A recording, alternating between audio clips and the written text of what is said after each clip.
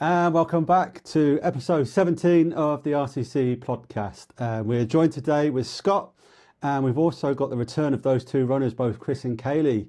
Hello, guys. How are you? Hi, yeah, good, really good. Thanks for Yeah. having us back. Back by unpopular demand. Our absolute pleasure. No, we did say, it's actually months ago now that you guys were on. I think it was about April or something like that last year. So yeah, and we did say at the time we'll get you back on. It's just taken us a little while to get around to it. So it's really, really good to see you both. How have you both been? Give us a little update. What you've been up to for the last 6 months or so. Do you want to start?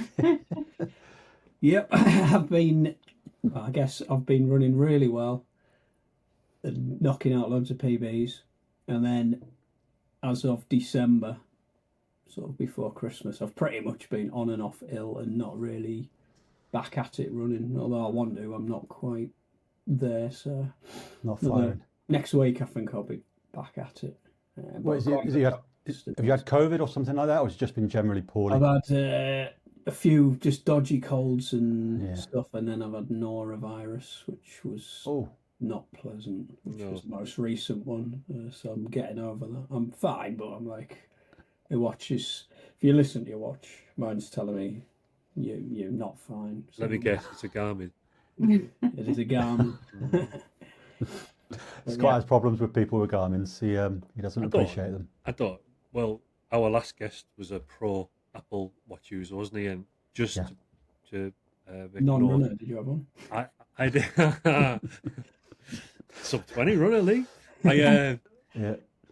Because of Lee, I went down the rabbit hole the other day and worked out how to do interval training on the Apple Watch. So you can do it. I know we had a debate about whether you could or not, and I worked it out. So I've done interval training yesterday for the first time. But anyway, sorry, Chris. What PB did you hit this year? You were going for a big one. I remember watching last year. Sorry. Oh yeah, I went sub 40 10k, 39:20. Brilliant. 1 hour 30 at the Great North Run, which was a 9-minute PB, and the 5k 18:16, and I wanted to go sub 18 at Croft, and you were both there, and that all went badly. Well, that was a bad day, wasn't it? It was a storm and it was a dull course, and it was just it wasn't my day that day. I think I was a bit fatigued at that point, like from the year running. I don't think it was anybody's day that day, to be fair. I think everything was crap that day. The weather was rubbish. I got to be honest, the course wasn't exactly inspiring. It was for one lap, and then it was really boring. It just got boring, didn't it? It did. But no, that's a really good year though. I mean, you got some good PBs there. So 2024 was good. That's going to be how is that? Is that pressure for you to like, 25 is going to be hard, or PBs are done now? We're all right for it. Let's just go and have some fun. I don't really get too hung up on the pressure of. No. It's just your own goal, isn't it? Really, if I don't hit it, I don't hit it. But Freddie, does Chris come across as an uptight kind of bloke? Every time we see him, he's so chilled. It's unbelievable. You got to keep prodding to keep him awake. I swear. That's true. I do. I think I can PB everything again this year. So I'm gonna really. I'm still some more in the tank to prove. I think this year. I look forward to seeing that then. I really do. Kaylee, how about yourself? I'm struggling to remember what I've done in the last 6 months, to be honest. The standout achievement was beating you two at the park run challenge. That's my like take home challenge. No, to be honest, I mean I did PB at the Great North Run, although I'm really struggling to remember what I got now, but I trained for that. And then I'm trying to think, like, didn't you get 148?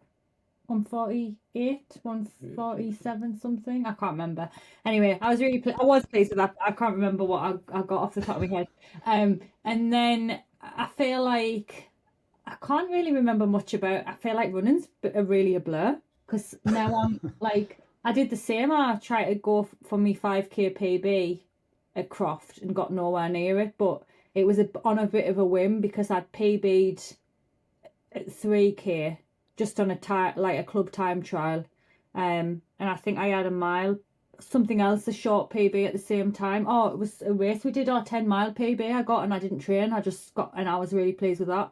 So I thought, I'll give it a go at end of the year, and got nowhere near it. So, and now I'm deep in the depths of ultra training, which is a whole new beast.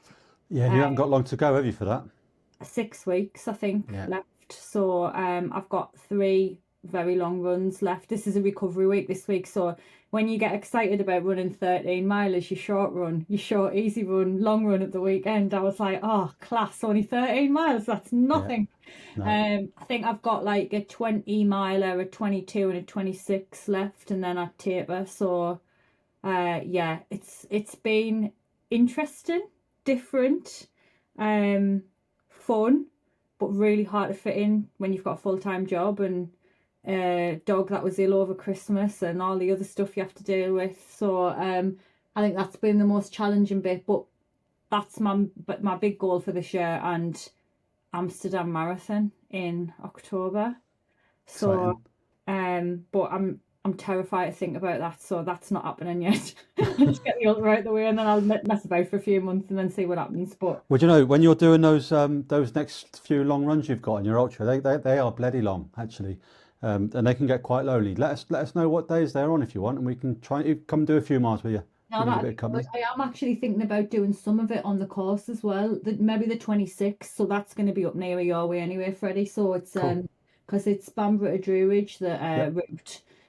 So I think for me, navigationally and stuff, it would be really good to run at least some of it. Well, Yeah, don't take him. Don't listen to him. I'll never come back. It would be good to run. So yeah, that would be really good. I'll let you know after this the dates. But That'd be cool. But what about yous? Because you're both in the depths of training as well. Go for Scott. Yeah, I don't have any spring marathons, but I've got a couple of halves. I'm doing the Middlesbrough half marathon, and I know Freddie is. And I'm more kind of helping James get into shape and train for his first ever marathon in May. So I've started an 18-week training block with him. Yeah. And I'm just doing it because I'm a glutton for punishment. Obviously, my next big one is Endure, which I think everybody knows about now because I talk to anyone who will listen to it about it. But no, I've got Berlin and Middlesbrough half marathons. That's about it, really. It's quite a nice empty calendar, but I'm just enjoying training. That's good. Sometimes I think you need that, don't you? Yeah. And Yeah, Freddie, do you know, well, first thing I'm going to say is after this podcast, I'm going to set us a little challenge, Scott, and see how many podcasts we can go without saying the words word Endure 24. Yeah. Every podcast that comes up, because someone asks us about it, but no, for me, like Scott said, I'm doing Middlesbrough half in March, followed by Manchester Marathon in April, and then again Endure 24 in June. But I have set myself 3 targets for those as well. 2 targets really. And what's it called? Middlesbrough half.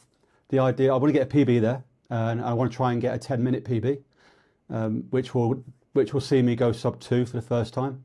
I think I've lost enough weight that I should by that time be a bit quicker. So we'll see how that goes. In fact, my PB was when I saw you guys in Sunderland. Oh yeah, I remember that was good. Yeah, so that's I want to beat that, and I do want to blast that away if I can. So a good 10 minutes hopefully. Then the marathon, I will pick a time what I want to go for after I've done that half. I'll double it and add a bit and see what that looks like. And then 75 miles is a target for Endure 24. Anything other than that this year is all a bonus. Exciting. Well, I think we're gonna come and watch. Oh, tell whoever's texting you to go there. I got that. Yeah. Hear that? It feeds into the computer, his phone. It's just Matt Farrell looking for some tips. Middlesbrough half, I think we're going to come and support because we're nice. running and so is Kev. So we're thinking about coming down. Cool. I say that I was going to say I might have to check what long run I've got, but I don't have a long run because it's the week before my ultra, so it should be fine. So yeah, we'll be there, cheer. We might be your lucky charm again, Freddie, hopefully. That'll be nice. Fingers crossed. I'm looking forward to that one. Should be good. Yeah. Right, I know you guys have got a little thing for us to do today as well. I think that would be quite fun if we just jump into that, do you? Yep. Yeah, so we're going to have a game of running related would you rathers. So some of them are a bit silly, some of them are a bit uncouth. Some of them are a bit more serious. So what are the rules? What are the rules? Yeah. People listening who don't know what it is. So Would You Rather is not an original idea. It's probably a Lad Bible thing, but it's been done on a few podcasts. So basically, we will deliver you a statement, and you have to choose what you would rather have out of the scenario. They can be up for debate if you want. Like I say, some of them are silly, some of them are not so silly. We'll give our input as well. But and if we run out, we've got some agree and disagrees as well, which is also not an original idea, but we just borrowed them from other podcasts. So we're gonna just take turns to go through them, and then you keep an eye on time, because I know these things can like run on, and we don't want to make a 4-hour podcast. I think we set a new record last episode with Lee. That went way over, but it was just that man can talk. I tell him that to his face as well. He can talk. Yeah, nearly 2 hours. It was good fun. That's good. We'll have to give it. I noticed it had gone up the day, so I'll have to give it a listen. Yeah. Would you like to start, or shall I? Do you want? You can pick from the list or work down the list. It's up to you. I'm nervous. Don't be nervous. Silly. These are rubbish. Blame ChatGPT. Would you? Right. Should we start with Freddie? Yeah. Right. We'll start with Freddie. I Right. thought it was just open floor. He's had his own rules. Not professional. Would you rather run in severe cold, hot, so severe hot, wind, rain, or snow? Ooh. I actually do enjoy a good run in the rain. Severe rain though, Severe. like Severe. Jumanji level Like rain. extreme temperature or weather. That's what you meant by that. Oh. It's either going to be the rain or the cold, because the heat just kills me. I like being in the heat, just not running, Yeah. because that just kills you. So it's going to be the rain or the cold. Am I allowed to wear what I like? Yeah. Oh, in that case, it's the cold. Options for if you want. No, but, no, but if you're like, you got to be in shorts and t-shirt, then that changes it. But no, cold I'll go with, because I can put the right kit on, stay at the right temperature, and that's easy for me. Cold. Scott? Yeah, straight off the bat, I'm Scottish heritage. I'm not built for hot weather. I'm pasty skinned and freckles. So give me the snow any day, or the cold, because like you, I can wrap up and then take layers off as I'm getting too hot. I think I'm the same. Although, like, I mourn that I'm training in the most horrific sub-zero conditions at the minute. Like, it's so much easier. Like, but I am like you. I'm pasty. I'm see-through. Scandi blood. So. You mentioned that there, and it'll be interesting to see what's happened to you guys today. Scott lost his garden fence. I've lost my garden fence. Did it get you? The fence managed to stay up, thankfully, but our garden cushions are in the Outer Hebrides somewhere, I think now. So I've been chasing them around the garden all day. Yeah. I don't like running in the wind. That would be probably my worst. Why do we do that as a follow-up? Which would be you the not? worst conditions? Oh, the wind, 100%. I mean, I was meant to go for a run today, and I didn't do it because that wind was too much. Yeah, if it was raining, I'd go out, but I'm not going in that wind. Part timer. I would definitely go wind, unless it was behind me, and then I would say the heat. PB on the couch. Yeah. Yeah, some 15-minute 5K. Yeah. Right. Shall we move on? I'm trying to pick a good one that'll spark some debate. Would you rather? And Scott, we'll start with you this time. Go on then. Run a PB but finish the race injured, or miss a PB but finish strong? That's sadistic, that, isn't it? That's a really good one. Oh. Do you know what? Finish strong with no PB, because I was poorly the week before last, and there's nothing worse now. Now I'm a runner, and I'm going to say I am a runner. You are? Having that week off was brutal. Just so soul destroying, not being able to run. And I know you've been there, Haley, and you've vlogged your pain of not being able to run. So I would say definitely give me the strong finish, no PB. Yeah. Freddie? I'm going to say, how big's the PB? Well, I was thinking that. Um, What if you Right. go sub 2 hour? Marathon, but you end Not not, sub 2 hour not marathon. Yeah, both marathon. World record. Ready? Would you? Well, see, at that point, I'll quit running because I've completed it, right? So, no, again, I think I'm going to agree with Scott. I'd rather fight or live to fight another day, and give it another go. Yeah, but again, that would really depend on how big that PB was. Like my 5K right now, PB a year ago was 24:38. If I suddenly did a sub 20 out of nowhere, break my leg. I'm all right with that, you know? You've literally just read my mind because I was thinking if I'd go sub 25k, like I might take it. I might take it, you know. Yeah. What about But you? if I get 24:37, then no, I'm all right. I'm It's a difficult one, isn't it? How bad's the injury is the other one. Yeah. I could take a 3-month layoff if I got a really good PB, but I'm used to being injured anyway. Yeah, you've had all the injuries. Yeah. I mean, the sensible answer is live to fight another day, but I'll tell you what, then, 'cause PB is. I listened to our last podcast last night when I was driving home from London. I listened to it last night, and you talked about your ACL injury. Oh, yeah. Go put yourself in that position. Which would you choose now? I would take the live to fight another day Yeah. than the ACL injury, yeah, definitely. Yeah. That was Okay. Yeah, mine are the same. Like I would love to sit here and be Billy Big Time and say, oh yeah, give us a PB. I like being injured, but I would go stir crazy because So would I if you were injured. I am what they call a type A runner. Like I need to be training every single day, like pretty much. And I'm someone that's very easily motivated to get out the door. Like running is so ingrained in who I am. Like I can't cope when I'm not running because it's like where other people will go, oh, like, you know, it goes like family running, blah blah blah, wherever they put it. Like it's so high up on my priority list that they're not doing it. I'm an absolute mess. I'm in the gym and I'm on the cross trainer every night, which is awful. So I think I'd have to miss the PB, otherwise my husband might divorce us and might be the end of our YouTube career right there. So no, as much as it would be lovely to get like a tasty PB, like a sub 25k, which I will never get in my lifetime, I don't think. I'll be sensible and I'll go with the no injury option. So no PB for me. Right. Just while we're on that, then this might be an agree or disagree, because you just mentioned the sub 25k is never going to be on the books.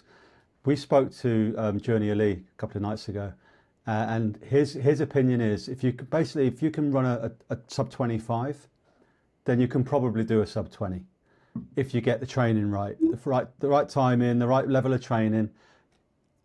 Agree or disagree?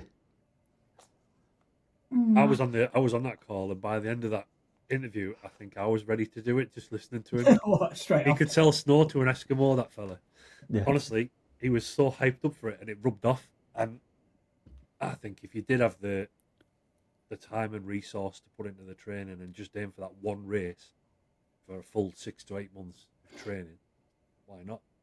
Like you said, anybody that can run a 30-minute 5K is classed as a good standard of fitness. Anyone under 30 minutes now is above average for running. And we're all there around this table. We're all sub 30-minute runners quite significantly. So why not? It's like, it's doable. Yeah. It just seems so big though. Like I agree. To be fair, I do think if it was all I focused on, like if it was my sole goal and everything else went out the window, then I probably would get that. I mean, I'd probably go mental trying to get there because it would be so frustrating every time you didn't hit it. So I sort of agree with him. The issue I have is I want to be in too many pots. So like I want to do championship races. I want to do cross country. I want to, while I'm training, you know, like I did 18 mile on Saturday and then I went and ran cross country on Sunday because I want to run for the team. Like, How well did you sleep Sunday night? I didn't, to be honest. Oh, I'm one of those been that out like a like, light. this is what I'm like not coping with the long runs for, because if I go for a good run, I am wired all day. I'm not like the fall asleep in a heap. I'm like, my body's tired, but my brain's so awake. Yeah. And I thought doing 2 days, like Sunday night, I thought I'll be absolutely dead to the world. Nah, complete opposite. Ran cross country like I was on fresh legs, which blew me mind. And then come home and I was like, well, I'll be knackered tonight. No, Oh, like I was knackered on Monday. But yeah, I think that would have to be your number one focus. Yeah. I've had a bit of time to think. I think it's probably true. I would say, agree. But like you say, I think you're talking 12-week training plan, every bit of focus Locked in, on that big sub time. 20, and then if you don't get it, keep going, and I guess do the opposite of what Kaylee's saying, where you don't focus on other things, you just all out to get that sub 20. But when you think about how long you run for, so say we'll probably be running for like 20 years or whatever, you've only got to put 3 months of that 20 years dedicated to do it, and if you Right. miss that, another 3. Once you've done it, you can do all the other stuff you want to do. So. Yeah. But sub 20 is like the golden sort of thing for running, isn't it? That if you could ever get that, that's like a really good achievement. Really Gold difficult. standard. Yeah, like really Yeah. difficult for people to get. So I think it's a really good target if you're capable of it, and I think you should dedicate yourself, because the good thing with PBs, once you've got that sub 20 for the rest of your life, you can tell people you've done sub 20 or whatever, you sub 30 if that's your goal. You can always tell people, no matter what happens, you've achieved that. Your sub 2 hour, your sub whatever your real goal is. Once you've done it, that's it. You can retire on it essentially. Yeah. Can I Yeah. fade off that? Because I've Oh. just thought of a rogue one. Go on then. Would you rather run a sub 25k Yeah. or complete a 100-mile ultra in like a record time? When you say a record time, what do Well, you I'm mean? trying to think of what would be a good. I don't know. I've never ran a Maybe 100 just miler. Well, So the 100 milers, the gold standard there is 24 hours. well, all right then. Would you Yeah. rather run a sub 25k or would you rather complete a 100-mile race in 24 hours? I would. Because I think that is like a toughie. Because I know, well, it might be a bit of a split on this call. I'm going to say that the sub 25k would be more difficult. That wasn't the question. Controversial. You're not Yeah. sliding out of that one. Dead easy think- with 100 mile, Not what I'm saying. I said more difficult. I didn't say the other one wasn't difficult. We'll do it tomorrow. I'll see you No. all at 9 o'clock. Let's say it I do. Birmingham. I do. The thing is, I think a hard 5k is harder than a marathon. Yeah. So, yeah, I'm going to say that. But which would I prefer to have? I actually think I would prefer the sub 20 because that's harder. For me, that would be harder. Scott, what about you? The ultra. The ultra. Yeah. Yeah. I think I appreciate now that I'm not that bothered about the speed stuff. It's nice to run fast, but I did that for most of my toddler and teen years. I want the stamina side of things now. Like, But that's the other thing, isn't it? It's that sub 20. The older you get, the further away that is. Yeah, you can still do But- the 100 mile, Scott, in 10 years or Right. sub I 20. might do the last lap It's of my time. ultra as a sub 20. Well, the thing is, Scott, you're gonna tick that 100-mile box in about 5 months' time. Yeah, according to Jamie and you guys in that. Yeah, I think you will. I think you will. I think you're more than capable of it. You're breaking up, Kaylee, what? I was just saying. I think you're going for the gold. Yeah. We'll see. definitely there if But you yeah, want it. if it come down to an had to choose, I think I'd go for the ultra these days. I like the when I first started running a couple of years ago, I was totally focused on going as fast as I could, as flat out as I could for every race, and trying to get those quick times. But then I've appreciated the mental fitness you need for the long stuff. Yeah. Chris, what's your view? Because obviously, I know when we spoke before, you still haven't done a marathon, No. and it didn't sound like it was on the books anytime soon. Because your other half's now going into the ultra world. Is there a kind of is there a pull in getting you? Do I fancy that? Yes. Yes and no. There you go. Now, The end. yeah, yes. I fancy, like, what I would really fancy is like a backyard, the backyard ultra type Yeah. 4 mile lap or whatever, and do it every so often to test myself. I guess where I'm at in my mind is similar to what I said to Scott there. Like, at the moment, I'm running fast, and for me anyway, and maybe I've got another 2 or 3 years where I can get some really good times down, and like I said, like, get the best I can get, and I can say that I've always achieved that. And then once that's done and dusted, then I'm not going to beat them times anymore.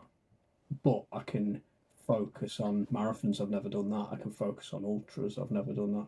The other thing is I've been fit now for a decent period for me, like maybe a year now without injury, whereas before I was getting injured all the time. So the other thing is I didn't want to, for me to train for a marathon, I think I'll have to up my mileage and all that, and that'll risk a bit of injury to me with my history and stuff. So I'd like to get a few years of minimal injuries, my body's used to and then build it up. So I'm kind of, the marathon doesn't bother me as too much, although I think I'd have to do one at some point because I can't finish my running career without ever doing one. So I will do one at some point. But I like the difficult, like I've said to you before, like hills, or like all this. The idea of one more lap, that sort of stuff. Then I don't know if we've ever talked about Endure 24 on here or that sort of thing. I've heard of it.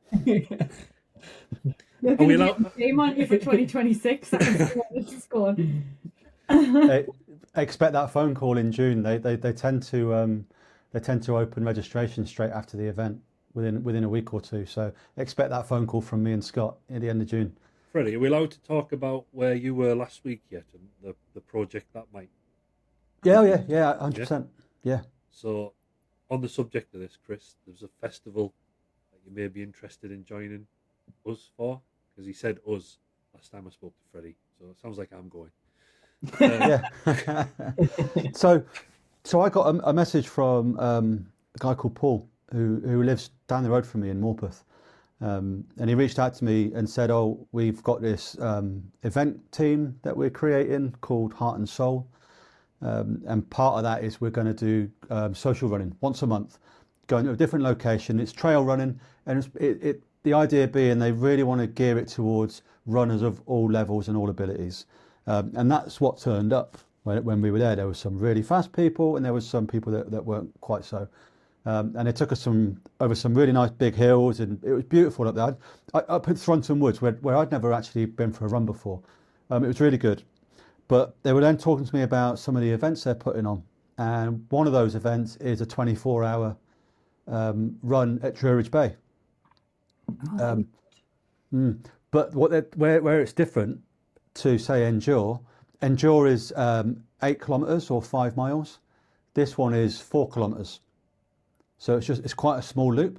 But on the day itself, it's actually over 3 days, I think, 3 or 4 days. It's a big fitness festival. So they're going to have that event going on. They're going to have yoga classes. There's music, drink, stuff for the kids to do. There's all different things that they're doing. Yeah, but that 24-hour run sounds quite good. But they also do it, they do it as solos, and they also do it as teams. And this is where it's different to other races. So Endure, if you go in a team, only one of you is allowed to be on the course at the same time, at a time. So you have to, it's basically like a relay. With this one, you can all run it as a team. So if there's 3 of you in a team, each time you do 1 lap together, that counts as 3 laps. And then laps up for everyone at the end. And... You get to run together, which is a massive morale boost as well. Yeah. And you don't have to run together, of course. You can if you end up falling. But it's when you cross the line, it all goes into your team total. But that's actually beginning of August this year. That's going to take place. It's just one to look at. Registration's not open yet. We don't know how much it's going to cost. But again, these guys are all about it being affordable, open to everybody, sort of thing. So we'll see. Definitely worth looking at. Is it something you want to do this year? maybe not because it's only 7 months away, whatever. But Kaylee's got a marathon shortly after that as well, so I wouldn't yeah, advise you yeah, try it. yeah, It do all this stuff does really like excite me, but this year was like I need to do these 2 goals and then we'll look after that. absolutely. But I do endure does really excite me because I think I'm a little bit mental when it comes to stuff like that. Like I think my stubbornness would keep us going more than my legs. I'm hoping that'll help on the day of the ultra, because I don't like quitting. So I'm hoping that that'll override anything else. But I'm not been in that situation yet, so I don't know. Is it You've point not to done a point, Neil? marathon. Sorry, Sorry, go on. Freddie. I was just going to say, Kaylee, is it a point to point yours, your ultra? Yeah. And have you got someone crewing? Have you got your crew sorted? Have you got food? Well, If I don't get lost, I was going to say, to be honest, I think there's only, I'll have to look again, but I think there's only 3 or 4 aid stations. And there's not really details yet about what that entails. I don't think I'll need crew as in the traditional sense of like 100-mile or whatever, because to be honest, like obviously we did the urban ultra, which was half that distance, and everything I ate on my half I carried on in my pack. Like I pretty much, peanut butter crackers seem to work quite well. Peanut butter sandwich works quite well. Flapjacks. I'm just trying some long runs I feel like I get it nailed, and others I feel like I hit the wall. So that's the bit I'm still trying to get right, but I don't think I'll need crew, but Chris is talking about coming up. Well, he's gonna take us anyway at the start, because I'm getting a shuttle from Druridge up to Bamborough, and then Rachel was talking about crewing as well, which is still, she's like that. She's going to try and get that at the finish. So if you just want to come and crew, feel free to come that's along. what I was thinking. Yeah, if you needed hands, yeah. You can see us at my best and my worst, which is what I'm expecting. But yeah, I think most of it, because of the distance, I'll be fine with my pack. I'm not expecting. I'm hoping to do it in around 7 hours. That's what I'm looking at. Like, but we'll see. We'll see what happens. I don't know what the course is like. The elevation's not huge, so I'm hoping it'll be okay. Am I right in saying you've not done a marathon yet? So these training runs will be your longest ever? So last week was my longest ever run. The longest I'd done before that was 15.8 or something when we did Urban Ultra. Right. But I believe from where I'm sitting now that you do not need to run a marathon to do an ultra first. Like everyone was like, oh, you've never run a marathon, you're doing an ultra, but it's totally different. Like it's more like getting the run walking right, and just not, and like taking the pressure off yourself. And the zone 2 training has been the best thing ever for me. Like I think that's going to benefit me so much afterwards in my road running. Like the amount of time Chris has spent going, oh, you need to run slower, and I was like, I can't run in zone 2, but I started running in zone 2 for my easy runs before the Great North Run. I was like, let's get it locked in now, because when we go into the ultra training, it's going to be loads easier. And now it's like, how was I not doing this before? Like to go out and not even break a sweat for 4 miles, it's like brilliant. So I think I'm hoping it'll all come together. But going back to, I've gone on a tangent a bit here. I don't know whether I would want a sub 25k or 100-mile in the bag. I might go the sub 25k, which is surprises wild. me. That's wild for me. I know, but do you know what it is? I hate running fast. Like I know, like Chris always says, like for me, like that time from where I started, my 5k is 22:24. I've been near it twice. I've never broke it. And I don't think it's really grand, but Chris thinks it is. Like, so, but the thought of shaving another 2.5 minutes off that just seems like another level of pain that I'm not sure I want to go through. It's amazing what training. I know, like what training does. yeah. When I only broke sub 20 2 years ago or 18 months ago or something like that, Right. and that day someone paced me, and I thought, there is no way I can ever get faster than that. No chance. That was me at my absolute maximum.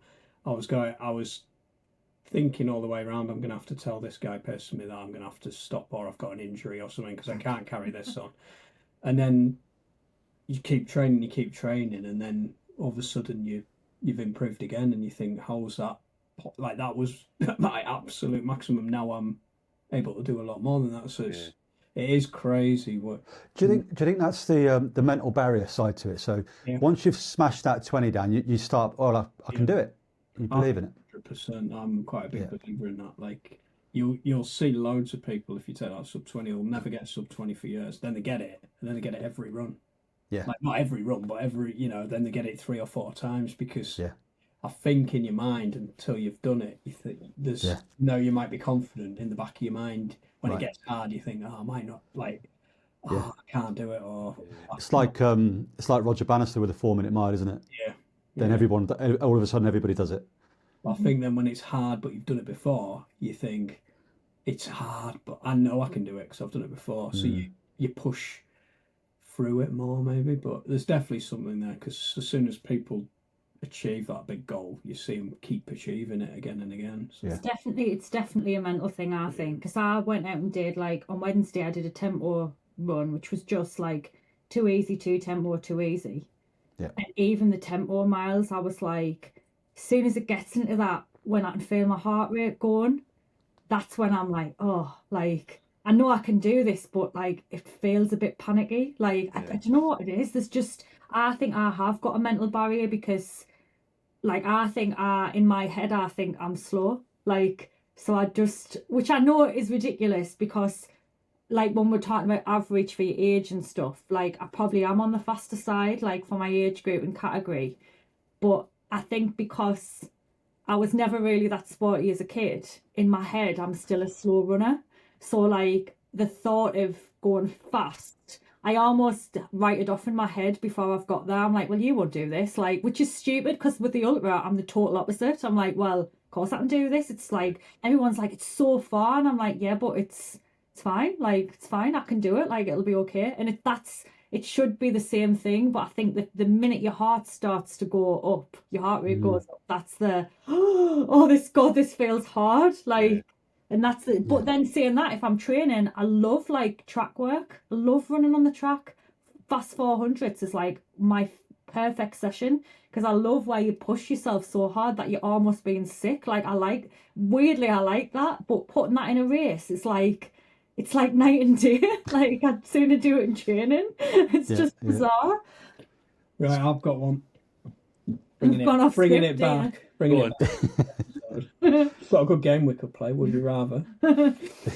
Would you rather have to listen to music on every run for the rest of your running days? So every run you've got to have music on all the time, including races and stuff, or never be able to listen to music again? Wait, ever? Running, yeah. Yeah, you can listen in your house for every run. You've either got to have music on every single run, and races, or no music on any run or races again. This is an easy one for me. If I could turn the screen around right now, you'd see there's a wall of music. Like, I've got probably close to 1,000 LPs and then another 1,000 CDs. And 90% of the running I've done so far has had headphones in. It's only recently I've been jogging with James and we haven't had headphones in. I imagine when you're jogging with James and you can't even talk to him, Scott, because you've got music playing in your ears. You know, he'd probably appreciate that because I'm in his ear all the time. When he's struggling and wanting to stop, I don't let him. I'm on his case. Music for me all the time, yeah. No more social runs? Shout over the music. I'm all right. Most of Freddie's music is shouting, to be fair. Oh, shut up. Let's not go over that kind of one. We're all night. It's funny because I think in many ways me and Scott are similar. I mean, you can see I've got a guitar behind me just there. There's another one on that wall. There's about 9 guitars in this house. And music makes my world go round. But I will say that recently I have been running without music. So purely because, well, a couple of reasons. It's been dark and I've been running on roads, and I just gets a bit scary sometimes. So I'm trying to pay attention. So I have been. I actually think I would say no music at this point, because I have been enjoying it, especially if I'm out on the trails. I've even been turning the music off, which is really unusual for me, and I've really actually been enjoying it. So yeah, I'm gonna say no music. I'm going to say no music as well, because I think last time I was on here I said I'd never listen to music running, but I have started listening to music running recently, and I've enjoyed it. Like when it's dark and got music on, it's quiet everywhere. But like I can't get away from the fact that racing and stuff, I like no music. Some training runs you like you said, Freddie, if you're out in the countryside and stuff, it's really nice to have like peaceful run. And then like I like social runs, so like if we're all getting together at park run and stuff, like you'd want to talk to people, you don't want music on all the time. So I would go no music. I would also go no music, which Oh, really does probably will surprise, but I'm the same. I love music. I have music on all the time. I'd sooner have music than TV. Like I just love music so much.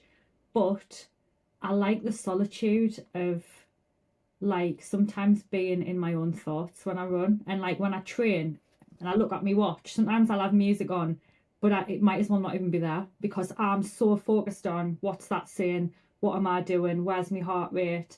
Sometimes it's just for company. I know that's weird. So like it's just background noise really. So like I don't know, just something to like have on. Isn't like, but I think the trails, like when I did my long run last week, I got up at sunrise, which I never get the opportunity to do. And it was a lovely, peaceful day. And I was listening to music, and I got 3 mile in and turned my music off because the sea was crashing against the rocks, and it was just beautiful. It was so peaceful, and I thought, this is like when people talk about like wanting to go and live in the woods and things like that. This is what it's like. It's just so beautiful. Yeah. Like listen to nature. Which people talk about living in the woods. I didn't tell you. I'm actually leaving you. well, one thing you didn't say, Chris, is you didn't say you couldn't have a podcast on. Yeah, true. Yeah, That's true. so maybe that's the way around it. Yeah. Well, there you go. Right, I'm going to pick one more, and then I think we'll do some agree disagrees just to mix it up as well. Okay. Yep. So let's go for a good one. All right. It kind of comes from a few of the things we've talked about. For the rest of time, would you rather run on trails or run on the roads? You can only have one until the end of time. Easy. I don't even have to answer this. You know it. You know the answer, Kaylee. I know what you're going to say. You're going to say trail straight away. Yeah. Yeah, because you run with an Apple Watch and you're a bit. I found my people. I've said this numerous times. I found my people, and they're. He's got to go. He's got to go and live in the woods. Yeah. The people have been talking to him. Where do you charge your Apple Watch whilst you're on your run? Solar power. Solar power. Clean energy. Like an EV or what? You plug it in halfway around at the aid station. What car do you drive, Chris?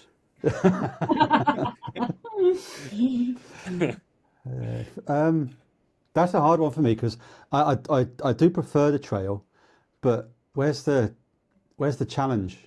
That's the bit I might miss, because you went hitting PBs on a trail, are you? You're doing that on the road. I don't know. Oh no, I'm gonna say trail probably.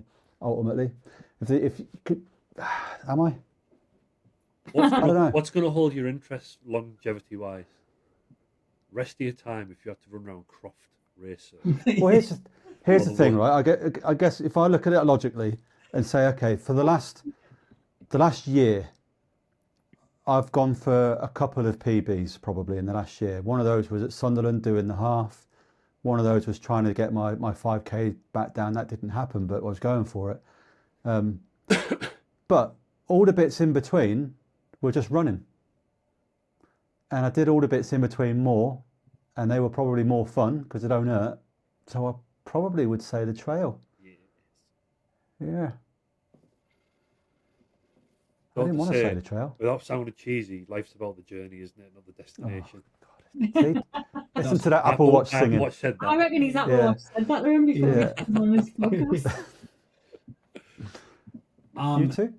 I'm split down the middle like you guys. Yeah. I'd have said road for you, I like Chris, just Scott. because you're a rocket. I'm thinking I'm edging towards road because, like I said, my goals at the moment are road-based goals, aren't they? That's So it. I'm not going to ever achieve them goals if I go for the trails, but I do really like the trails. But I think I'll have to edge towards road so that I can continue trying to get my goals that I want. That's a really hard one, isn't it? Kaylee? I'm Team Scott, mate. I'd be on the trails for Scott. Yeah. 100%. I honestly, if someone said to me I could never run on a trail ever again, I think it would break my heart. I would give up the road. I mean, I would miss going for the PBs, but You'll live in the woods anyway. yeah, this is true. But even like cross country's trail. Like it's, Yeah. I know it's hard trail, but and I love cross country, and I never thought I would be someone that did. But I love the mud, and I think if you didn't have the road, for all you said, Freddie, like where's the challenge? You would make the challenge on the trail. You just, if you wanted to run fast, you would just aim for faster trail times because you wouldn't have that comparison anymore if you rode the trail time. So I think I'd rather be like up there with my girl Sally, like, you know, like PB and all the big distances and that. If that was all I could do and I needed a challenge, then that would have to be it. But be number one cross country champion woman or something like that. Like to go with that then, if you're only ever allowed to have one pair of shoes, you can have an unlimited supply, but only one shoe. Oh, I'd need a pair. I think my earring's gone. Can you hear me Still still? there. We can hear you, yeah? Yep. I've disconnected. Bloody Apple. We're not getting many sponsorship deals off Apple, or we won't be welcome at Croft ever again. Can you hear I'm us? back. I can now, yeah. You said you could only just have turned one off. shoe. I said I'd need a pair, to be fair. You can hop round. hopping. Yeah. I think that's such a hard question. I really It like is. those on cloud ultras I've got because they can handle road running, but they're brilliant on the trail as well. They're like a hybrid trainer. I really like them. Sadly, they're coming to end of life now. I've been running them over a year, and they're really expensive. So I think I might pick my ultraflies. You know, I know that's a wild card, but I love them. I do like. He got us the Garmas for Christmas and the Super Blasts. They were my Christmas and birthday presents, and I do think the Super Blasts are phenomenal.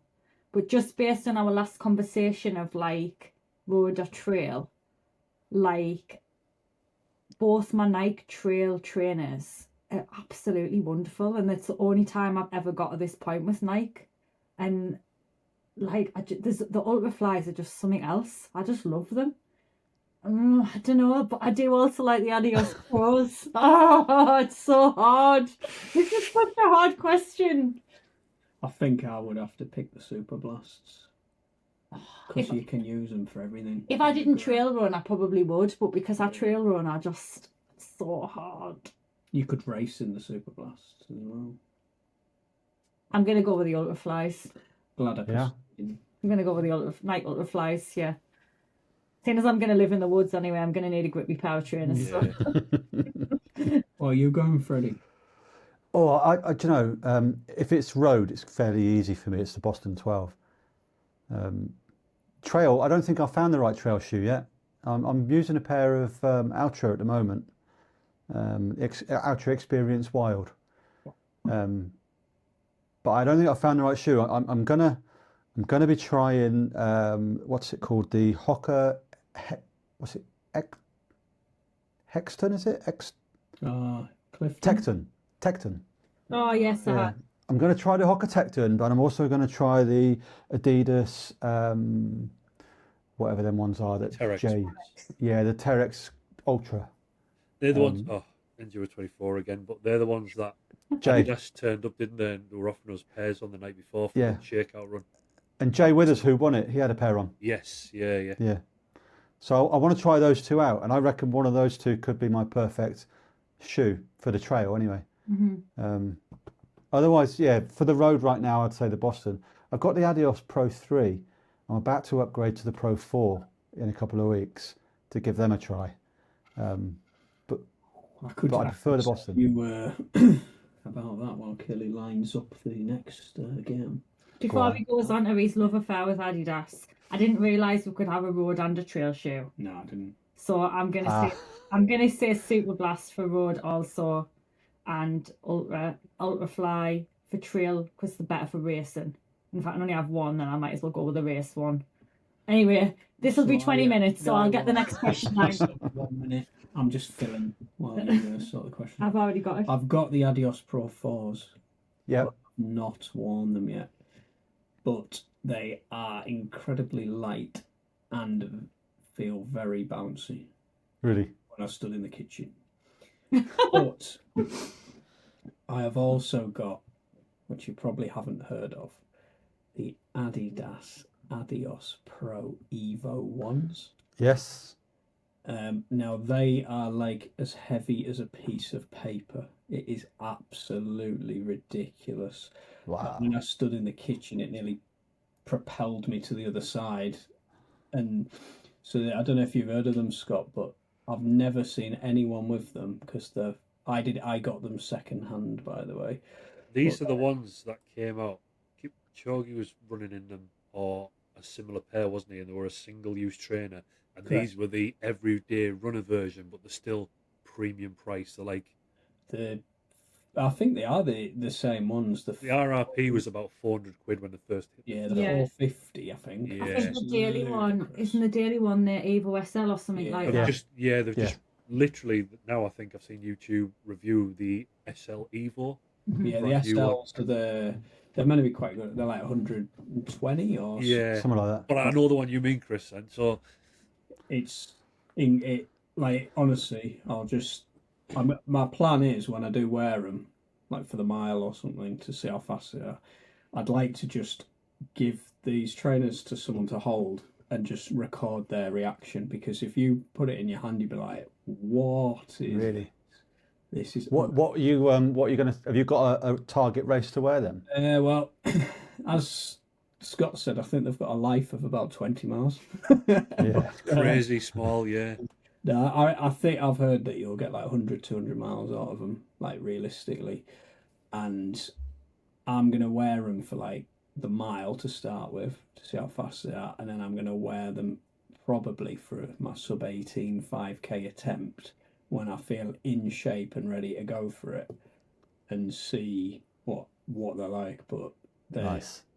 yeah, they're like half the weight of the Adios. Really? Pros. It's like incredible. I might pace you that day, Chris, in my high-tech Silver Shadows. Hey, you laugh. They were the trainers I got issued when I joined the army. The Silver Shadows. They're a retro shoe. Yeah. Yeah. They are a retro shoe now. They're actually popular. Yeah. Wow. Right, so in the interest of time, we don't have to agree on the statements, All right. because otherwise we may be breaking all the podcast records. No, I think we do need to. No, I no way we would. So I think we do. right, so I'm going to kick off. So this is agree or disagree. You can get your little props handy for this one. We'll let you. We'll say the statements. You can say whether you agree or disagree and discuss, and then we haven't got the paper. We'll just give ours afterwards, so it's Right. more about what you think, and then we can chip in. There's some controversial ones, Let's do them. so I'm going to start with one that I think is controversial. Nike is better than Adidas. Agree or disagree? That's easy for me. Oh, we're in agreement that Easy. it's disagree. So I want to know, but I want to know why. My whole shoe rotation, apart from my trail shoes, I currently am rotating 5 pairs, and they're all Adidas. So for me, it's a no-brainer. Adidas seem to fit my foot just nicely. As simple as that. Yeah, that's fair enough. Yeah. Scott? I tried running when I was training for the fire brigade a long, long time ago, and I bought a pair of Nike running shoes. They had like a mesh in them, and they looked cool, and I thought they'll do. Ran once in them, and they absolutely shredded my Achilles heels to the point where they were drawing blood through the sock. So I put them down, and then started running again 20 years later with you lot. I went out and bought these from the Nike store the other week, put them on, first wear of a run, shredded my Achilles, drew blood. So they're now a dog walking shoe, and I'm wearing them right now because I've been out walking the dog. I just can't wear Nike. For some reason, they do not agree with my foot shape. Adidas, I smashed did a marathon in Manchester, Freddie, did you know? I ran the Manchester Marathon in Boston 11s, and I love them. And I'm also a bit of a Adidas fanboy anyway. I wear their Gazelles and Specials, and I've got a big fashion Adidas collection. And I happen to say Adidas. I can't help it. I just call it Adidas. I don't know. I used to wear Nike. All I used to wear was Nike. A couple of years ago, like running trainers. But as you know, I'm Adios Pro 3. I'm Adios Pro 4. I'm Evo 1 potentially. So I've switched, and I much prefer Adidas at the moment. I'm the other side of the fence, but I believe that the Adios Pro is far better a shoe than the Vaporfly. That's my opinion. On my foot, I've run much more comfortably in a Adios Pro than I do a Vaporfly. But for the reasons I said before, the trail stuff. So I was the same. I only ever ran in Nike for like forever. And then they ruined all my favourite shoes. So they brought out newer versions but changed them and broke my heart. So then I couldn't get away with them anymore. To the point where then I was basically not running any Nike shoes. And I didn't like the Pegasus Trail shoes. I thought they were really clunky and I used to roll my ankle in them. Then I got the Ultra Flies. Oh, what a shoe that is. It's such a shoe for like... It's got a carbon plate in it, carbon plate trail shoe, which I thought you would never need until you're racing it. And it's so light, so comfortable, like keeps your legs going. Cross country, I ran in it last week and it's like a game changer. And then I got the Zagama 2s for Christmas, which are the most comfortable trail shoe. On my foot, Christmas last year. I've ran all my long runs in them since I started ultra training. They didn't need a break in time. So road shoes, I wouldn't even consider Nike now, I think, but for trail they're like above and beyond. The only other thing is as well is I wear a lot of Nike kit, so if you take trainers out of it, Nike would always be Adidas for me in terms of kit. Like I love Nike like clothes, running clothes, but trainer wise it would be hard. But I would sit on the Nike fence, so I'm outvoted on this one. Yep. Disagree as one. Right, get your pieces ready because I've got a controversial. I'll just say quickly, the biggest difference I've noticed between the Adidas and the Nike, when you take model for model, because they're all about the same, aren't they? But Nike seems to be a lot more expensive, like for like. Well, until they brought out the Evo 1. Yeah. Yeah, that's true. That's true. Yeah.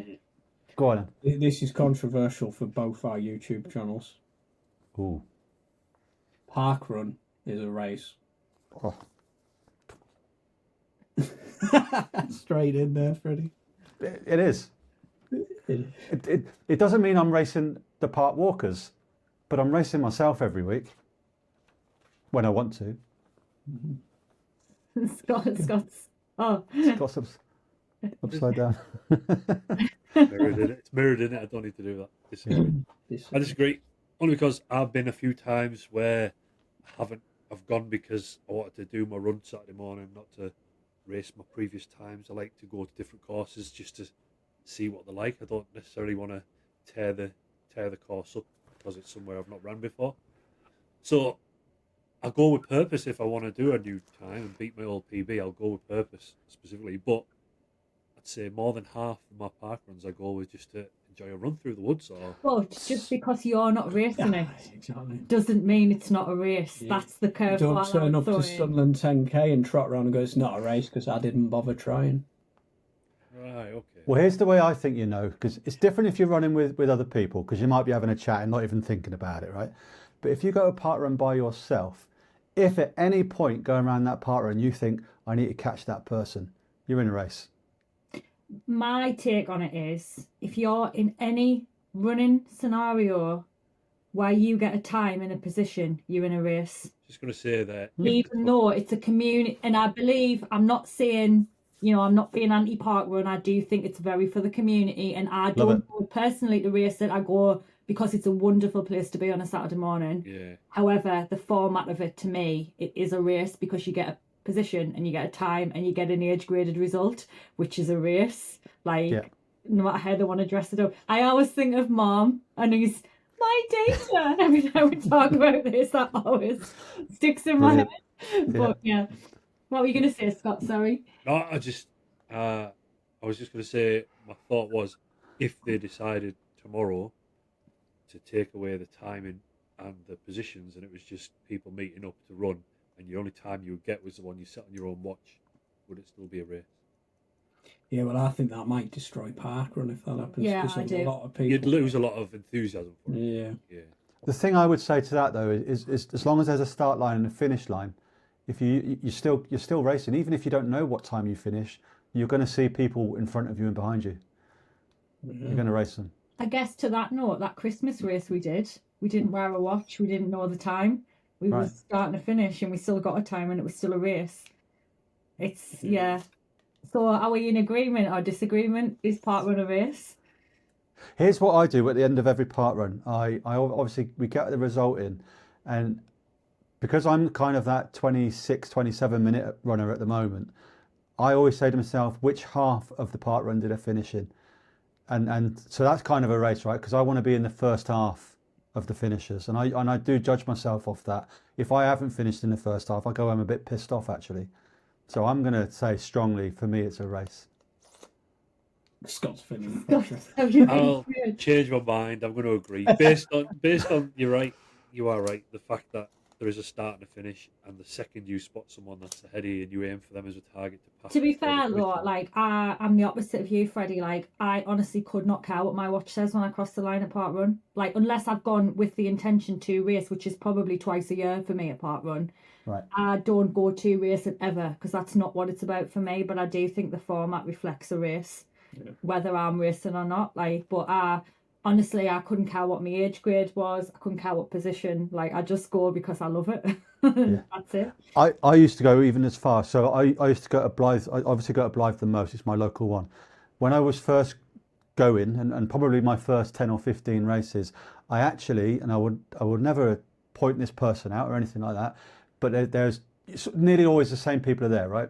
And there was the guy who was a similar age to me, similar build to me, and I used to use him as my target because I couldn't beat him, and I would use him as my target every week. Now I can beat him, and so he has no idea. But we used to be in a race every week.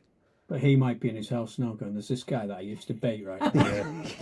Now I'm just going to beat him every time I go out. Right. Right, should we do two more and Yeah. then see Yeah. how we are for I time? like these. Yeah. Okay, so what do I go with? We might have to steal this idea, Scott. Hey, just go for it. I told you I've got a couple of podcasts where we've not even touched the surface. When we get invited onto those two runners podcasts, Freddie, we can do this. That'd be nice. I don't think that'll ever happen, but we'll see. Okay. Miles are better than kilometers. Oh. This is a new disagree with me. I'm a convert, literally converted within the last 6 months. So this one I don't think is controversial because I know some people just choose one or the other. But I'm interested, and I knew you would both disagree with this, which was why I put it in. But I'm interested to know why you're such kilometers people. So when I started my channel, I was purely miles. But I noticed everywhere I was going and talking to people, most people would convert it into kilometers and figure it in. And I was kind of bored of having those conversations, just trying to convert it. But then someone did point out to me, well, actually, Freddie, if you think about it logically, you're doing a 5K, you can split that up into 5 segments. You can make adjustments where you need to 5 times, more so over the longer distances. Or you can stay in miles and you can divide it by 3.1. And it then becomes a bit more tricky. And actually, the way that they put it to me made total sense. So I can make adjustments much easier and figure out where I am in terms of my target much easier. And it was as simple as that for me, is why I really did it. So I changed probably 18 months ago. So fluent in both. Yeah, pretty much. Yeah. But I still need now, if someone says to me, how far's a marathon? I'll say 26.2 miles, you know? So, Scott, So Theo and Lewis will be spitting feathers at this because they are mile men, big time. I switched for the same reasons Freddie said there. Smaller segments to make adjustments quicker if you're behind track. I just found it easier to adjust whatever I needed to do quicker. And because I'm still converting it, it does occupy my mind when I'm on boring runs. I'm trying to convert the math in my head, and it eats up a few minutes while I'm running. Did it with James the other night. He's a mile person, and we were doing 4 miles, and we were like, "Is that 6.4k?" We were running for about 3 minutes between us. We were working out on our fingers while we were running down the road. And he was like, "I don't really care." And I was like, "Neither do I, but we've just killed 3 minutes there. Well done, we're nearly home." Yeah. You two are miles, aren't you? yeah, 100%. And I'll let you speak first. I've got reasons why I am, but I got no reason other than it's right. It's right. I live in the UK, and the UK works in miles. So, like, Oh, does it? well, of course it does. Yeah. When you're on the motorway, it tells you how many miles it is to the next place. It doesn't say kilometres. How far's a park run? 3.1 miles. 3.08. What's your sub 3.1? Yeah, well, but to be like, honestly though, Europe works in kilometres, I think, doesn't it? On the road Yeah, signs. does. UK works in miles. I've Yeah. always worked in miles, so I'm just so Yeah. used to it. There's no way that I can. It's like if someone says to you, "Oh, where's the shop?" You're like, "Oh, it's miles away." You're not saying, "Oh, it's kilometres away." Yeah. Is it So I think is it a club running thing though? I'm just thinking about, like, I don't know many people that work in care that run at strollers. Because in my head, right, this is why I'm miles and this is why I'll never change. One, I'm crap at maths anyway, so converting it would never happen. But the biggest reason for me is the only races you ever talk about in K are 5 and 10k. If you go over that, everyone's talking miles, and a mile, no one's saying, "Oh, we're running this however many k race." Like, for the majority of the races that we run and the distances we cover as runners, we talk in miles.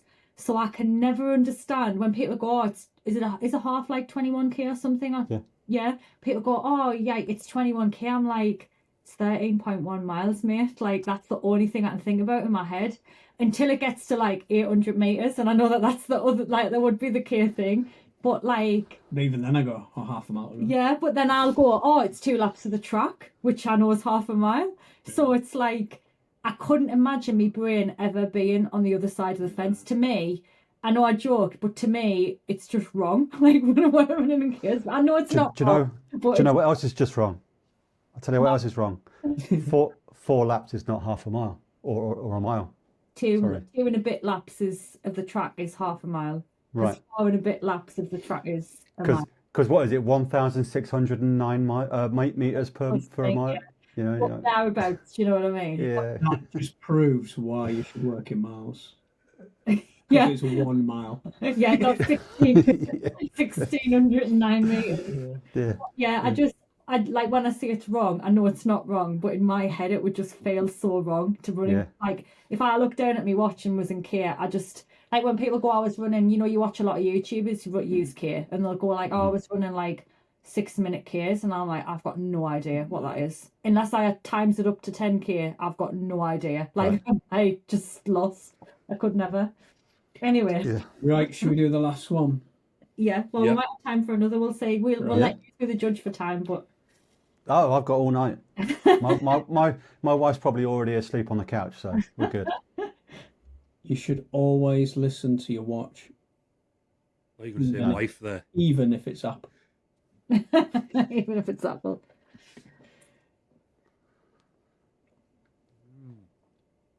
Well, yeah, so far I have, really.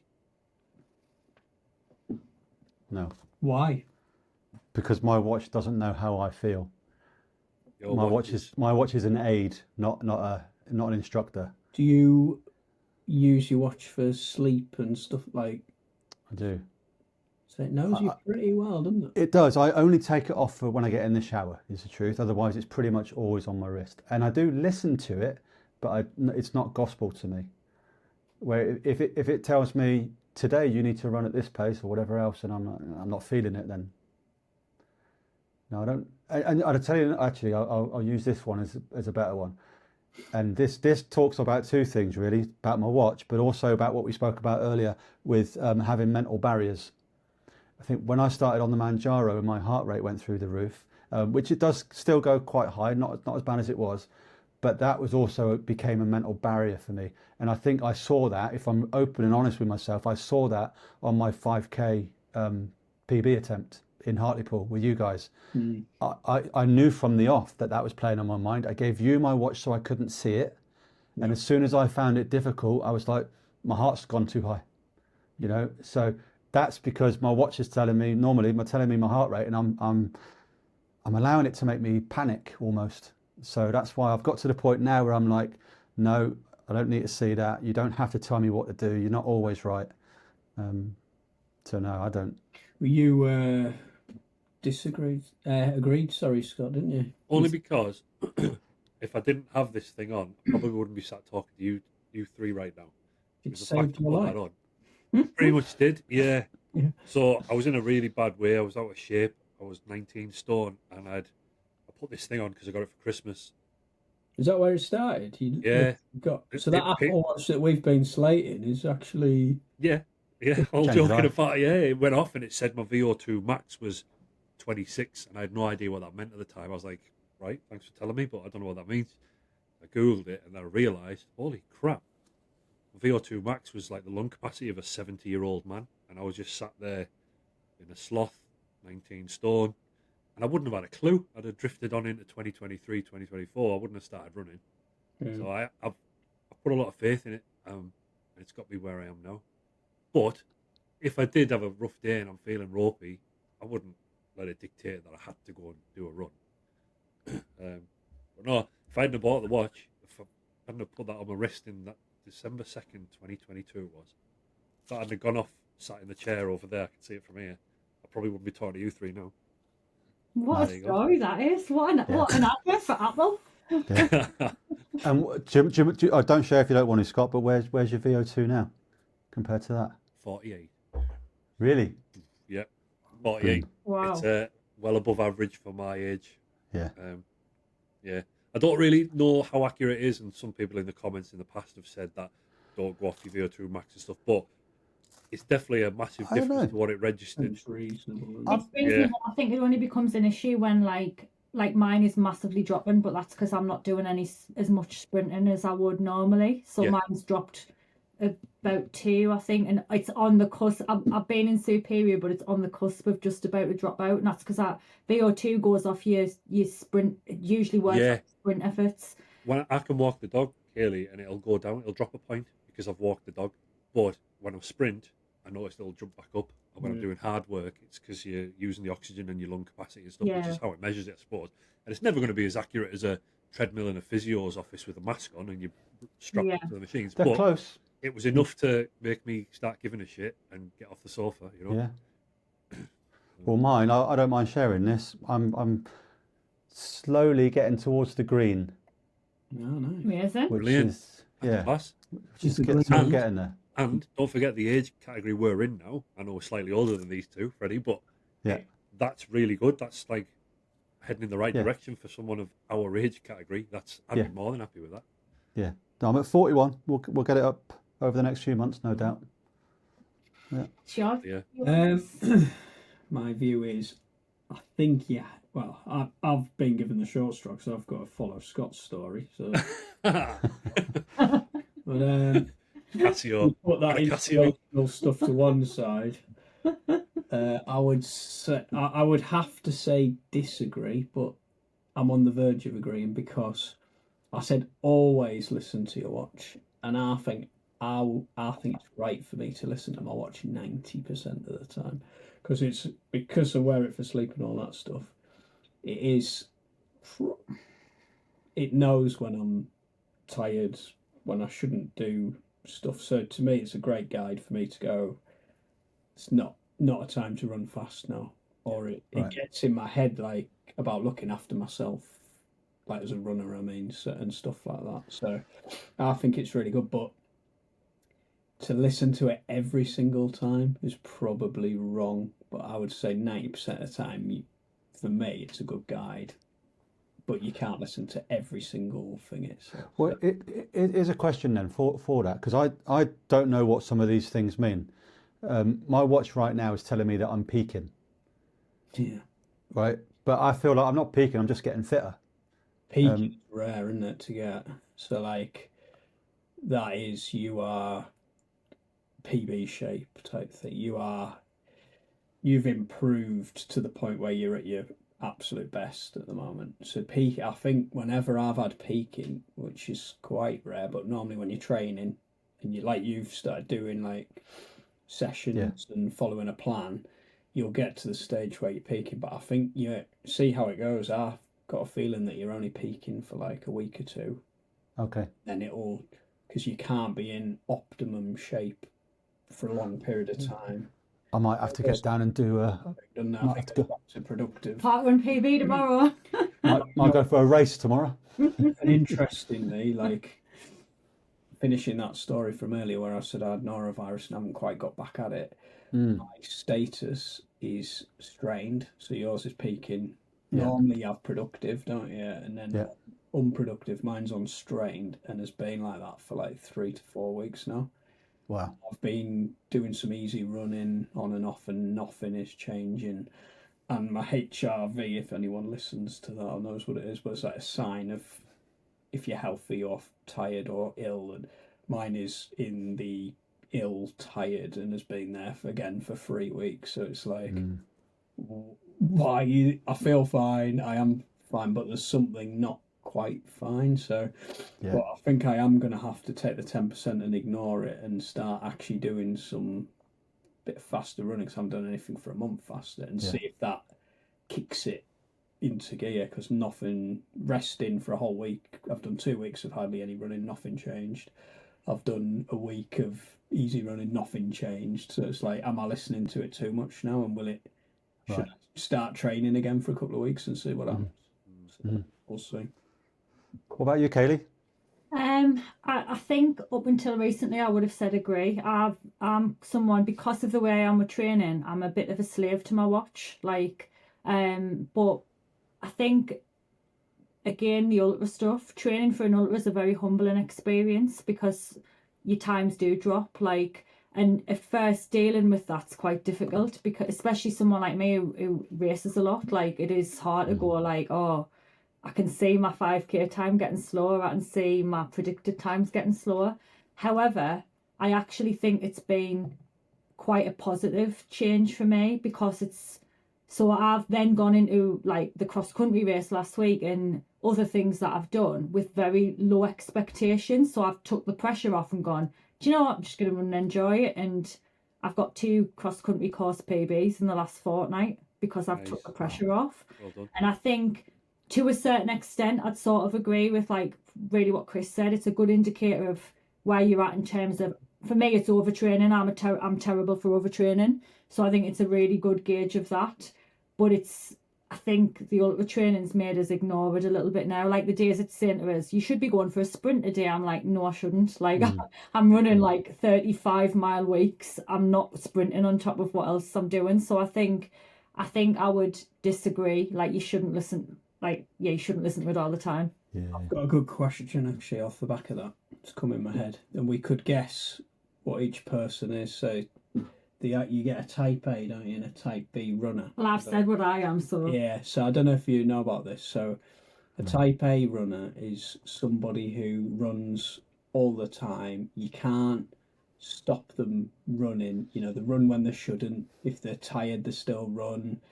You know, if they do you get what I mean? They don't want to rest. They want to be out. It's like someone who's so motivated they could almost run themselves to injury because and they might do that because they just can't rest. They just have to be always out. You can't stop them going out. A type B runner is somebody who would choose not to go out given the choice. So, like, oh, I feel a bit tired today, so I'll give it a miss today. It's raining today. Yeah, I'm not going. I don't want to get wet. Whereas a type A runner would be like, I'm going out, like, regardless of anything. And you're like, well, it's icy out there. You shouldn't be, I'm going out and I'll do. So I reckon what we should do is guess first of all, Freddie, then Scott, then me, because we know what Kaylee is. Is he the type A runner or the type B runner as a natural sort of behaviour? Do you want to guess Chris first? Yeah, I guess That would be the best way round, and then we can. I think Chris comes across as a type A. He's very motivated towards PBs or times. He's very motivated towards competition, and I think you only get that if you're the type of person that says, I don't care what it's like outside, I've got a training schedule to stick to, off I go. What do you reckon, Scott? See, I don't. The extremes of a type B, from what you said there, the extremes could be construed as a lazy excuse maker. But I know you don't mean that. I think you might be a B because you listened when you were poorly, you took your foot off the gas, and you've had rests recently because you've been listening to your body, and regardless of if you should run or not, if you're not feeling up to it, you've not run. But to counter that, he's just said that he mostly listens to his watch. Well, his watch is telling him he's strained. The next sentence he said, but I'm going to start doing some speed work. So I'm going to say B. I'm sticking to my gun on this one. I'm going with A. I am definitely a type B runner. Get it! And if I didn't have a training plan or a wife who goes out running, honestly, probably if I run now 5 days a week, I'll probably end up running once or twice. Before I did a training plan, like I will just chew. I'm a bit tired after work. I'll probably just have a rest tonight. The weather's a bit rubbish. I'll probably just go tomorrow night, and I will easily skip runs. And if I'm on a plan, or when I've done a training course or something, I don't want to let people down. So that forces me to like Freddie's to be like Freddie said. I need to do this because I'm gonna let someone down if I don't. But if I'm not on a plan, I will choose naturally not to do stuff, and I have to try and force myself. Yeah. Whereas when Kaylee's going out in all the weathers and you're sat on the sofa choosing not to go, you then get the guilt of I'm gonna have to go out. So should we guess Scott next? Go for it. I think Scott's a type B. I know, I could be wrong, but I know you said before that your motivation dwindles, so that's what's making me think if you weren't training for anything, you didn't have James as accountability, I think you could. I don't think you would not run, but I think you could easily talk yourself out of a couple of runs a week if you weren't quite feeling it, if the weather wasn't right or that sort of thing. So I'm going to say B. Yeah, and I mean, it's a spectrum, right? There's got to be a spectrum in there. And I would say he's towards the A side of the B. Yeah, I would agree with that. Yeah. What do you think? He's a B, isn't he? No thought. He's a B. So I would say I agree with Freddie. I'm on the A side of B. Yeah. I was a terrible B. I've tried and failed so many times, but to get going, and then this is the longest streak. I still call it a streak. I'm still frightened of letting my foot off the gas and letting the excuses override, and then I become another sofa surfer again. I'm pretty sure I won't now, 2 years in, but it's always in the back of my mind. There's always a fear of it all coming crashing down, the motivation's gone, and I just sack all this off. But that A side of me is not letting up at the minute. I'm still, wasn't bothering me. I was running snow, I've been running in black ice, all sorts. And I think using James as an excuse to get me out works as well. Because I know if he's going, I've got no excuse not to, because he's relying on me a lot to help him. So I feel like I'm not a coach, I'm not a running coach, but if I'm there, I know he'll turn up. Yeah. Yeah, I'd say I'm on the A side of B. Yeah. Freddie, I think, is a tough one. So I think you are an A, but you're not an extreme A. And the reason I'm saying that is I think you can be accountable to yourself and you will get yourself out the door. However, you will, from watching your videos and speaking to you a lot, you will switch up your plan if you want to do something else. So I think you'll still get out the door regardless, but you might not always do what's set for you. But I still think that's type A mentality, because that's like, I've got to run. Doesn't matter what I do. If I go out and I've run, then I've run, and I can say I've run for the day. So that's why I think you might be the B side of A, but I think you're in A. That's my opinion. He's an A, isn't he? But what do you think? B side of A, just because I remember before we were friends, I remember watching your vlogs and you were like working away and stuff, and after flights and checking into hotels, you were still managing to squeeze a run in just for your own conscience to say you'd ran. So I'd say you're the B side of A, but when it's windy today, you haven't ran. That's just common sense, that one. I say windy in jest because it's like 115 mile an hour winds today. It's been ridiculous. So yeah, I'd say you're the B end of A. Yeah, I'll be honest, I'd just take your word for it. I've got no idea. I've never really thought about that, to be fair. I do definitely normally would try and, what do I feel like doing today? But as long as I'm doing something, then yeah. I will say though, being on this runner app this month so far, that's really changed my whole outlook to training so far. Not to say that runner app's amazing. It's good. There are some issues with it, but it's good. But I'm really enjoying that structure, which I enjoyed not having it, but I really do enjoy this now, where I'm not thinking about what am I going to do today. I'm just like, you know what? Just do what it says and see how it goes. And actually, I'm definitely seeing some really good results, even just a few weeks in. I'm interested to know, when you've done your marathon, how you feel when you come off it, because I'm like you, I love the structure.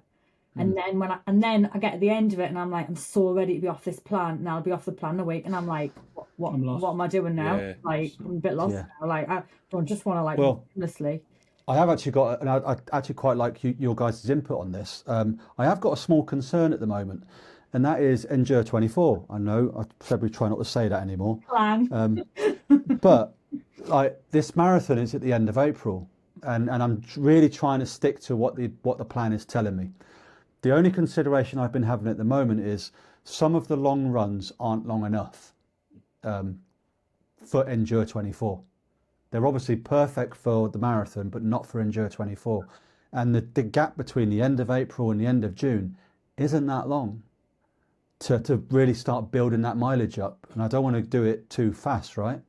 So I'm really not sure how to approach that. I'd like to hear what your thoughts are. The curveball I'm going to throw in straight away is, if you are going to run your marathon seriously for a PB, they say that every day, for a day for every mile after you've run your marathon, you shouldn't do hard effort.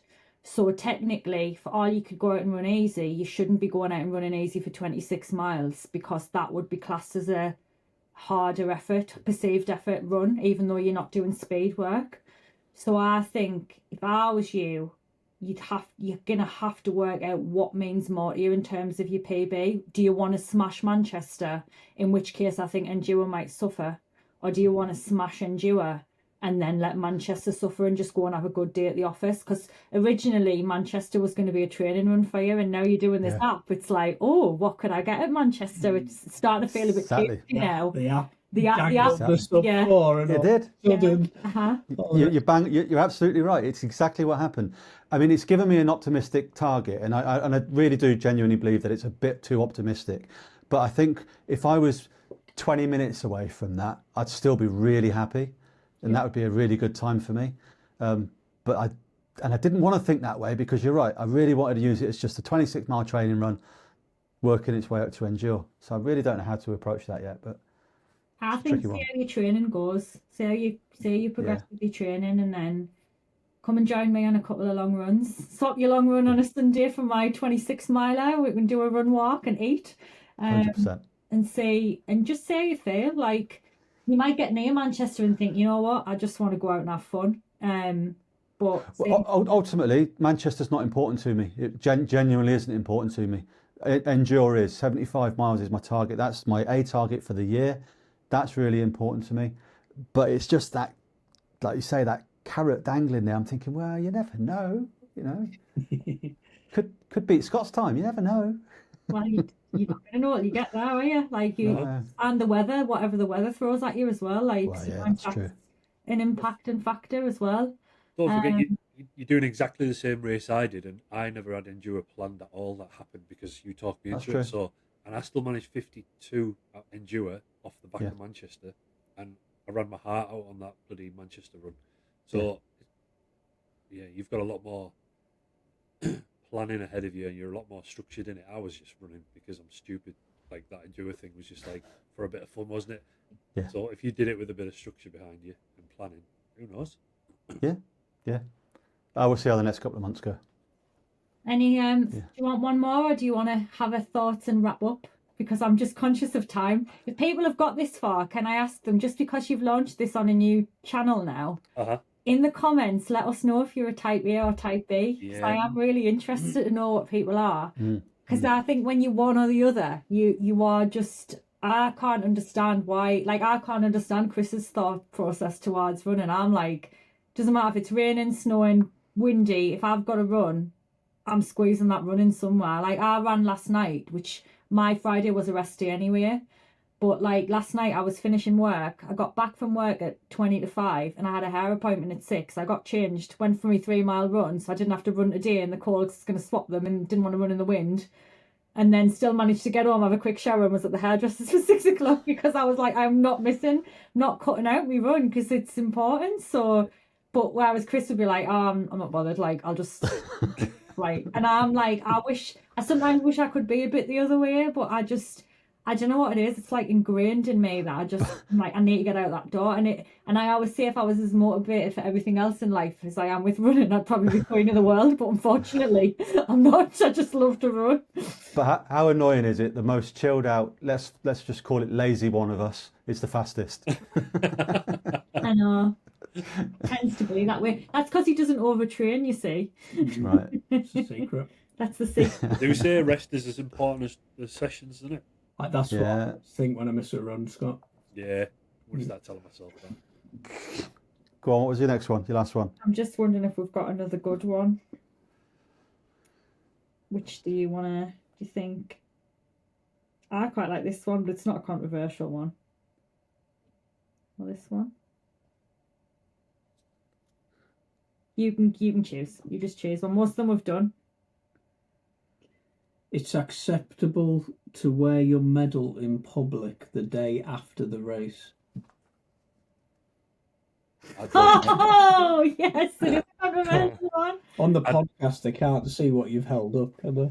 Yeah. Disagree. Agree. Should we go with Scott first on this one? So Scott, Please. I Please drove do. home from Manchester Marathon up the M62 with my medal round my neck. I went into the service station with my medal round my neck for a sandwich while I was charging my car. I love it. Freddie's on. It's funny, right? It's funny because, and this is stupid, really. They're the only medals I care about. So, for anyone listening, he's showing his war medals. Yeah. So, but how? During the war. That's fair enough, Freddie. Like The funny thing is though is I left the army in 2004, but they are still at an arm's reach from where I'm sat now. My running medals, I've got no idea where they are. They're in drawers in different rooms, and nah, I don't care about the medal if I'm honest. I like a running t-shirt and I'll wear that the next day, but not a medal. I don't even wear the medal at all. It's like, I'm with you, Freddie. To me, it means nothing because I don't know, like whatever the time was, or whether I enjoyed it, or what the position was, or whatever my goal was.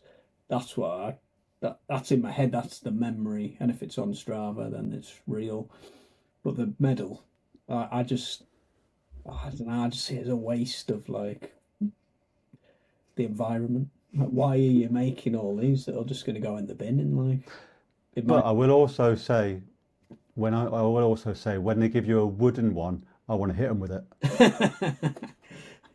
Please do that on this. Put that on YouTube. My only caveat is, if I run a marathon or something, I might care more about the medal. You know, some people there's that cool thing in the 5-star marathon? 6 stars. Oh, yeah. Is Maybe 7 7 now, yeah. Where all the medals fit in, and Yeah. it's this, and I think that would be cool. But like, Scott, you've got the memory of Manchester Marathon. You tell us about it every time we see you. Oh, You don't need the medal. Yeah. Kaylee? I don't think you're going to ask me. I'm going to be the really cheesy one. Maybe it's because I'm a woman. Maybe it's a woman thing. But like, me and Rachel have done a race before and then gone to the pub afterwards wearing the medals, even if we got changed. Embarrassing. Like, totally accept that. Right, so I'm the other way. I couldn't care less about a race t-shirt unless it's like something like the Great North Run. I always keep my Great North Run t-shirts and stuff. But like, to me, if I've done a really like good time, or like I've worked really hard for a race and I get I know it's just a participation medal, but I think I attach more sentimentality to the medal than I do the t-shirt. Like the t-shirt's just part of it, but like to me it's like that's the pinnacle of my achievement. So when I did London Landmarks, that's the one that really sticks in my head because she got such a cool medal, and I was so proud of my performance when I did London Landmarks. Like it was a time I never thought I would ever run. And that medal, like I wore that medal around London the next day, and then on the train I was like posing for selfies with it, and I was thinking about getting it framed. And it opens up. It's like I think it's like the Houses of Parliament, and it opens up and it's got like loads of details inside, or it's the Tower or something. But it's such a cool medal, and I just Where is that medal? it's in a box with all my other medals. But sometimes I've got them all in a box. I don't like the medal hangers, mind. I must say it. Like I'm not into that, but I like that I can just go to this box and look through and be quite sentimental about it, and it brings back all the memories of the ones where you've ran really good times. Some of them I probably couldn't think what I'd ran. Even better than that, we've got a YouTube video with Yeah. the whole race. with actual memories. Yeah. Yeah. I just love it, and I read a book about this woman she's part of the 100 Marathon Club, which is a back of the packer, and it's a really good book. And she's ran marathons all over the world in fancy dress, in everything, like headdresses, like she's done comrades, and every race she does, she sleeps in her medal that night, and then she keeps all her medals, and I totally get that. Like I think that's just, it might be one we have to agree to disagree, because I'm not giving up my however, I'm with you on the wooden medal. I'm not a fan of a wooden medal. I get it with wild deer because it's a bit like it's nature and that sort of thing. But when you've run really hard and people get these lovely metal medals and then they give you a piece of cork that you could put in your compost bin, and I was a bit like, I'm all for your environment, but they are a bit crap, aren't they? Let's be honest. Yeah, I'm not liking them. No. But yeah, I'm the other way. Although Scott's a medal wearer as well, so maybe Yeah. we've divided the team there. Honestly, I went to service station, Wetherby, wearing mine, in flip-flops and shorts, You've just walking finished like a... sports day. Say again, Chris. Sports day at school, isn't it? I don't care. I don't care. Do you know, in America though, I heard this on another podcast, like if you run one of the majors in America, people are still like, if you walk around with your medal on, people are like buzzing for you. Like obviously it's a difference between being British and being American, because I know they're very enthusiastic about stuff, whereas we're a bit more cynical. But like I love that. Like it's such an achievement. I mean, I've never run a marathon, and I think it's such a scary thing. Like, so I think you should be able to wear your medal and feel a bit proud of yourself for a few days. No, Freddie's like, no, Kayla, you're not in my gang anymore. We are not having you on this podcast anymore. You are too enthusiastic. I don't know. It always just feels a bit like, oh, look at me. I mean, I get that as well. Yeah. But I Yeah, think, on that though, rightly so. What have you done? You've just 1% of the planet have done that, Yeah, but there's probably 50,000 people there doing it with you. but you're still 1% of the population of planet Earth. Ah, but you're still in that 1%, even without that thing around your neck. Yeah. Yeah, but the Joe Blogs doesn't know that though. yeah, the person in the service station wouldn't have known that. Exactly. What percentage was on that medal? But Didn't me, give me a discount, to be fair. Still £8 for a sandwich. me and Freddie have got the view that Joe Blogs couldn't care less. Exactly. Whether you Yeah. bet or not. Cynical. Scott, you keep Yeah. wearing your medals. I I'm care. gonna- I'll wear Exactly. mine as well. It's the tea. Superb. Right, guys, I guess that brings us to about the end of the podcast. Well, we have about 7 more, but I don't want to keep people. If they're on a long run, they might be on a very long run. Yeah. Thank them. We'll use these. Yeah. Is there anything anyone wants to just mention whilst we're here before we clock off? Let's turn it on these two. What have we learned today? Oh, nice. Oh, nice. It's stung by our own. I've learned that these podcasts do work. These would you rather's and stuff. It's sparked quite a lot of debate, which I enjoyed. I've learned that I think we've set the record for the longest podcast, have we? We've got another 10 minutes. Yeah. 10 minutes. Yeah. You've done another one. I've learned that Ernie of Lee can talk. Yeah. What about That's you awesome. two? Have you enjoyed it? Yeah. That's been good fun. I've learned I'm a trail running Adidas fanboy who likes living in the woods and Wearing medals. wearing medals, which is freestyle, yeah. Yeah. And I've learned that he's a hippie little fanboy that likes wearing medals. Not proper medals, though. Yeah. Right. Thank you so much for having us back. It's been really good. You're fun. welcome. No, that was great to see you guys. Listen, for anyone that obviously we do have similar demographics, but for anybody that doesn't follow you or view you at the moment, how do they go about finding you? We are those two runners on everything, so you can get us on YouTube, Facebook, Instagram. I think that's it. Yeah, perfect. Yeah, really good to see you guys. Really appreciate it, and I definitely let's get you back on again in a few months' time, and let's hear about that ultra first of all. Get you on after that, and see how that went. Yeah, we'll see if I survive at first, but yes, that would be lovely. That would be lovely. Superb. And I'll see you on some training runs. That'll be good fun. Oh, no doubt, no doubt. And everybody listening at home and or watching on YouTube, thank you very much for watching again, and we will catch you again on the next one in another week or two. Take care. Bye bye.